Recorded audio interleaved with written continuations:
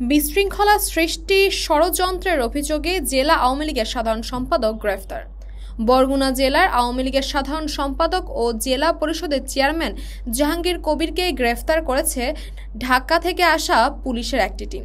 14 August রোজ বুধবার সকাল 6টার দিকে বরগুনার পৌরসভার আমতলা পাড় এলাকায় তার নিজ বাসভবন থেকে তাকে গ্রেফতার করা হয়।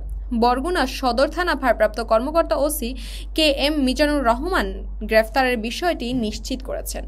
পুলিশ সূত্রে জানা যায় যে সম্প্রতি সাবেক প্রধানমন্ত্রী শেখ হাসিনার সঙ্গে জেলা আওয়ামী লীগের সাধারণ সম্পাদক জাহাঙ্গীর কবিরের ফোন আলাপে সামাজিক যোগাযোগ মাধ্যমে ভাইরাল হয়। তবে বরগুনা বিশৃঙ্খলা সৃষ্টির ষড়যন্ত্রে অভিযোগে তাকে গ্রেফতার করা হয়েছে। এর আগে 12 আগস্ট রোজ সোমবার সাবেক প্রধানমন্ত্রী ও আওয়ামী লীগের সভাপতি শেখ হাসিনার সঙ্গে ফোনে কথা বলেন এই নেতা। ফেসবুকে ভাইরাল 3 মিনিটের ফোন আলাপে শেখ হাসিনা জাহাঙ্গীর কবিরকে বলেন, আপনারা শৃঙ্খলা মেনে দলীয় কার্যক্রম চালাবেন। 15 আগস্ট জাতীয় শোক দিবসকে যথাযথভাবে পালন করবেন।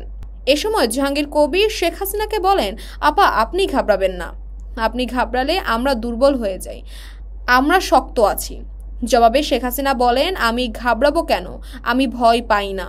আপনারা দেখেছেন আমাদের পুলিশ বাহিনীকে মেরে কিভাবে ঝুলিয়ে রেখেছে, আমাদের কর্মীদেরকে মেরেছে, বোরকা পরে মেরেছে। এই দেশটা রক্তের বিনিময়ে স্বাধীন হয়েছে, আপনারা যেভাবে আছেন থাকেন। এ বিষয়ে বরগুনা থানার ভারপ্রাপ্ত কর্মকর্তা ওসি KM মিজানুর রহমান বলেন, সাবেক প্রধানমন্ত্রী শেখ হাসিনার সঙ্গে মোবাইলে কথা বলা হয় এবং বিশৃঙ্খলা ঘটনা ষড়যন্ত্রে অভিযোগে তাকে গ্রেফতার করা হয়েছে। ঢাকা থেকে একটি পুলিশের টিম এসে তাকে গ্রেফতার করে ঢাকায় নিয়ে গিয়েছে। তাসফিয়া তাবাসসুম, ই সময়, ঢাকা।